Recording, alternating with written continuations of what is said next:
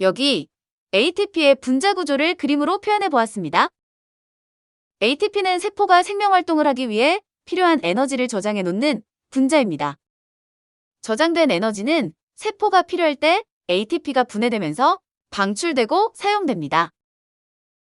이 ATP는 저장해둔 에너지가 필요할 때 에너지를 꺼내 생명활동에 사용하는 방식이 마치 인간 사회에서 일을 해서 벌어놓은 돈을 저축해 두었다가 어떤 일을 하기 위해 돈이 필요할 때 저축해놓은 돈을 꺼내어 사용하는 것과 닮아 에너지 화폐 혹은 에너지 통화라고도 흔히 부릅니다. ATP의 부위별 명칭들을 먼저 살펴보겠습니다. ATP는 리보스라는 이름의 오탄당을 가지고 있고요. 이 리보스에는 아데닌이라는 이름의 질소 염기가 붙어 있는데 리보스와 아데닌이 결합된 분자를 일컬어 아데노신이라고 부릅니다. 여기에 인산이 부착되는데 인산은 일반적으로 포스페이트 약자인 P로 나타내고요. 아데노신에 인산기가 몇 개가 붙어 있느냐에 따라서 분자의 이름이 달라집니다. 아데노신에 인산이 하나 붙어 있으면 아데노신 모노포스페이트, 줄여서 AMP. M은 모노의 약자로 한 개라는 뜻입니다. 아데노신에 인산이 2개 붙어 있으면 아데노신 디포스페이트, 줄여서 ADP. D는 D 혹은 다이로 읽히는 단어의 약자로 2개라는 뜻입니다. 아데노신에 인산이 3개 붙어 있는 것이 아데노신 트리포스페이트, 줄여서 ATP입니다. T는 트라의 약자로 3개라는 뜻입니다. 여러분이 공부를 하시면서 ADP와 ATP를 자주 접하게 될 텐데 만약 붙어있는 인산기의 개수가 헷갈리신다면 정확한 뜻은 아니지만 이렇게 기억을 하는 것이 도움이 될지도 모르겠습니다. ADP는 P가 2개라서 D이고 ATP는 P가 3개라서 T라고요. 세포 내 ATP의 대부분은 미토콘드리아에 의해 만들어집니다. 여기 세포 소기관인 미토콘드리아가 있습니다. 미토콘드리아는 산소를 이용하여 포도당을 물과 이산화탄소로 분해하는 세포 과정을 통해 포도당에 저장되어져 있던 에너지를 끄집어냅니다.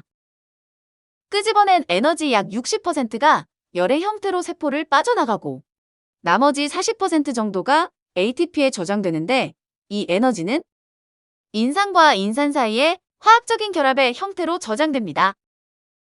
그래서 이 부분을 에너지를 많이 담고 있는 결합이라 하여 고에너지 인산결합이라고 부릅니다. ATP에 붙어있는 인산기들은 음전하를 띠고 있는데요.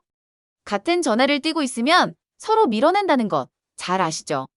인산기들은 똑같은 음전하를 띠고 있기 때문에 서로 밀어내려는 힘이 강한데 ATP는 흡수한 에너지를 이용해 인산기들을 강제로 눌러 담아 붙여놓은 것이기 때문에 비유하자면 스프링을 힘으로 눌러 압축시켜 놓은 것과 비슷하다고 볼 수 있겠습니다.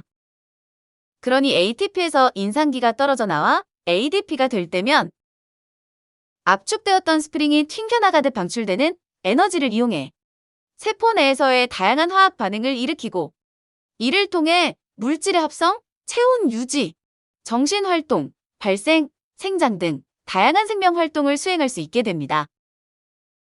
사용되고 남은 ADP는 보조 배터리가 사용된 후 방전된 상태에 비유할 수 있습니다. 보조 배터리를 한 번만 사용한 후 버리지 않고 다시 충전해 재사용하듯이 ADP와 무기인산도 에너지 충전을 통해 ATP로 재생되고 재사용될 수 있습니다. 이 과정에서 충전에 필요한 에너지는 앞서 이야기한 대로 세포호흡 과정에서 방출된 에너지가 사용됩니다. 참고로 ATP를 생산하는 이러한 세포 호흡의 과정은요, 각각의 세포에서 자체적으로 일어납니다. 호르몬처럼 어떤 특정한 세포에서 대량 생산되어 혈액을 통해 공급되거나 하는 것이 아니라는 것입니다. 자, 그럼 세포호흡으로 ATP를 생산하는 과정을 보면서 이런 의문이 생길 수도 있습니다. 세포호흡을 통해 에너지를 뽑아낼 수 있다면 왜 에너지가 필요할 때마다 세포호흡을 통해서 바로 에너지를 얻지 않고 번거롭게 ATP의 에너지를 먼저 저장한 후 이용하는 것일까? 라고요.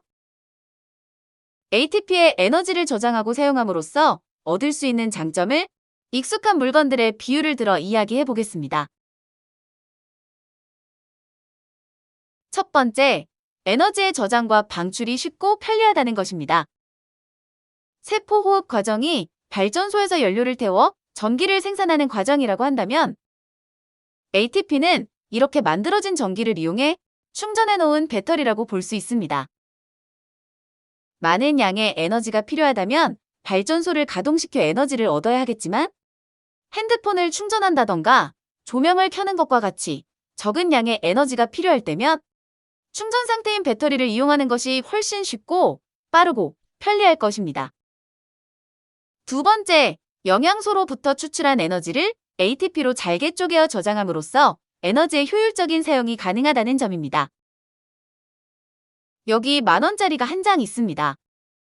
세포 내에서 이 10,000원짜리 한 장을 사용해 여러 가지 물건을 사고 활동을 할 수 있다고 해봅시다. 그런데 이 세포라고 하는 곳에서는 거스름돈이라는 개념이 없습니다. 즉, 1,000원짜리를 사고 10,000원을 내면 9,000원은 그대로 사라져버리고 100원짜리를 사도 9,900원이 그대로 날아가 버리는 시스템인 거죠. 그래서 이 10,000원짜리, 즉 포도당에서 세포 호흡을 통해 뽑아낸 에너지를 1,000원짜리, 즉 ATP 형태로 바꾸는 겁니다. 앞서 포도당 한 분자에서 나온 에너지의 몇 % 정도가 ATP에 저장된다고 했었는지 기억나시나요? 40% 정도였었습니다. 10,000원이 4,000원이 되는 셈인 거죠. 수수료가 60%나 되다니 꽤나 비싼 것 같지만 세포 내에서 500원어치 일을 한다면 1,000원짜리 한 장을 쓰고 사라지는 돈은 500원 정도입니다. 1,500원어치 일을 한다면 1,000원짜리 두 장을 쓰면서 역시 500원 정도는 못 쓰고 날려버릴 것입니다. 1,000원어치 정도의 일을 하면서 10,000원짜리를 쓰고 잔돈을 버리는 것보다는 60%의 수수료를 내더라도 ATP라는 형태의 잔돈으로 바꿔 보관하고 사용하는 것이 훨씬 더 효율적이라는 것입니다.